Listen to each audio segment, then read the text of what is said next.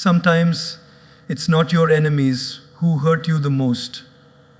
It's the people you love the deepest. It's the ones you trusted blindly. And what's worse, you keep forgiving them, hoping they'll change. But they don't. And in that process, you're the one breaking piece by piece. Sometimes, what keeps us holding on to someone is not love at all. It just feels like it. It feels familiar, it feels deep, and it feels necessary. But the truth is, many times what we call as love is actually attachment. It's a deep emotional habit we've built over time. We mistake the comfort of someone's presence for the meaning of their love.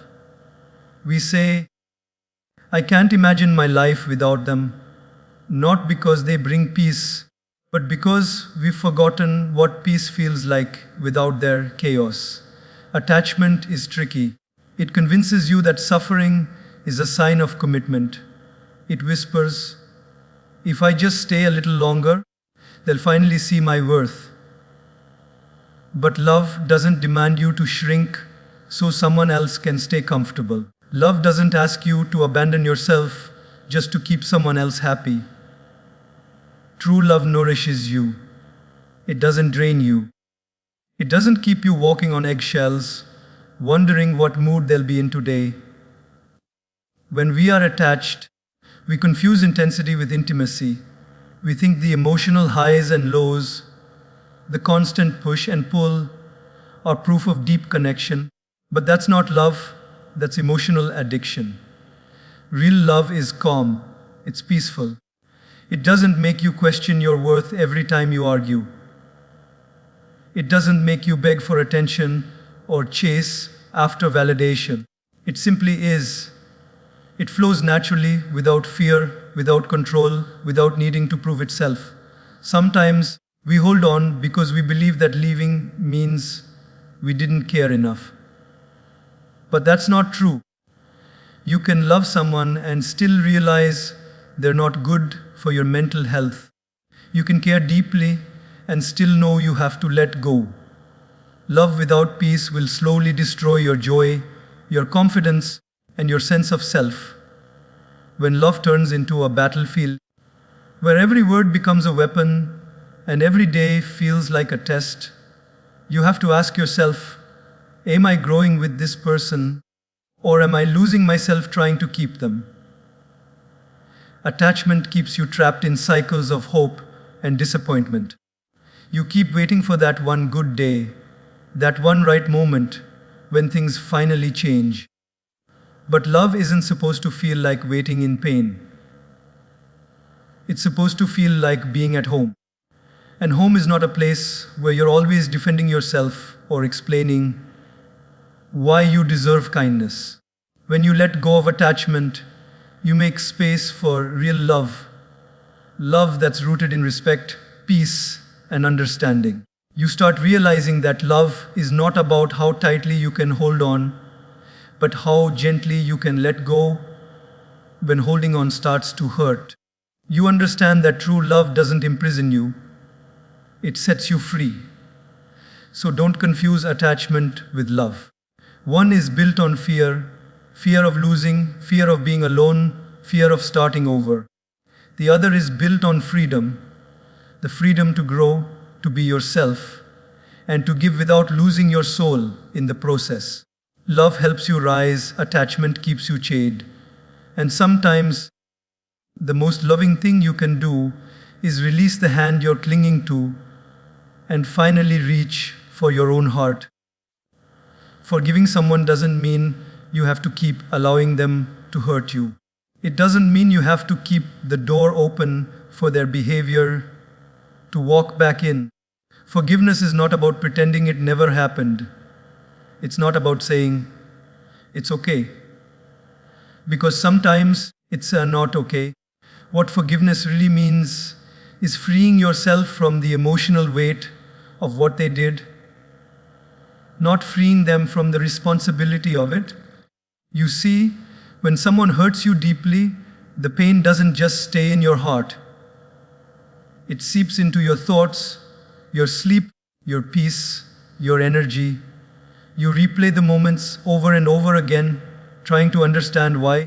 Forgiveness doesn't erase the memory, but it helps you detach your identity from that pain.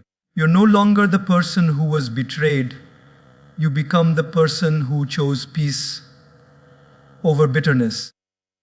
But here's the misunderstanding many of us fall into. We think forgiving someone means we have to keep them close.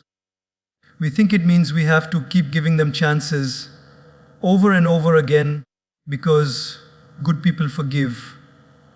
But good people also have boundaries. Good people also know when it's time to walk away. Forgiveness is not a ticket back into your life. It's just a release from your heart. When you continue to tolerate someone's repeated disrespect in the name of forgiveness, you're not being kind. You're being self-destructive. You're teaching them that they can hurt you without consequence. And the more you allow it, the more they'll repeat it, because pain, when accepted silently, becomes permission. Real forgiveness doesn't need proximity. You can forgive someone from across the world. You can forgive someone and never speak to them again. You can send them peace in your prayers while keeping them far from your life. Forgiveness is not reconciliation. Reconciliation requires effort from both sides, honesty from both hearts, and healing from both souls. Forgiveness only requires one thing: your decision to stop letting what they did continue to control you. Think about this. When you hold anger, resentment, or hate, it doesn't hurt them. It hurts you. It poisons your heart.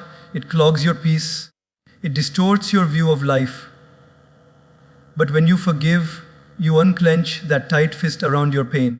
You stop letting them live rent-free in your mind. You reclaim your inner space. That's power. That's liberation. Forgiveness, however, does not mean tolerance. You can forgive someone and still say, no more. You can forgive them and still shut the door, gently but firmly. You can forgive and still walk away without guilt. Because forgiveness is about your healing, not about giving them another chance to break you again. People often say, but what if they change? And yes, maybe they will. But your forgiveness doesn't depend on their change. It depends on your peace. Let them grow in their own time. You don't have to stand in the fire waiting to see if it burns differently next time.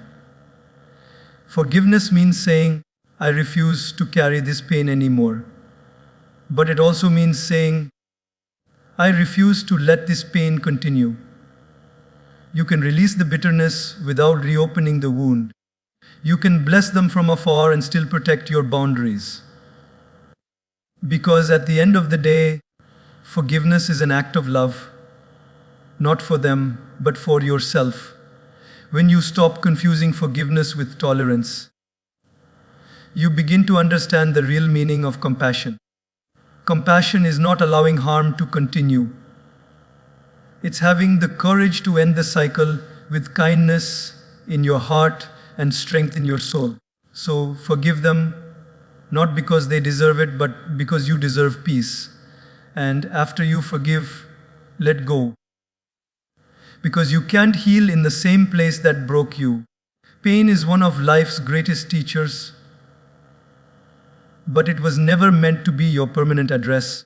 You were never meant to live in pain, only to learn from it. Yet so many of us pitch our tents in the middle of our suffering. We replay the hurt, relive the memories, and rebuild our days around the wounds that others left behind. We convince ourselves that staying in pain somehow proves our strength, our loyalty, or our love. But pain was never meant to define you, only to refine you. When someone hurts us, the emotional impact can be so deep that it feels like it rewires our hearts. We start to measure every new relationship, every new opportunity, every ounce of happiness against that hurt.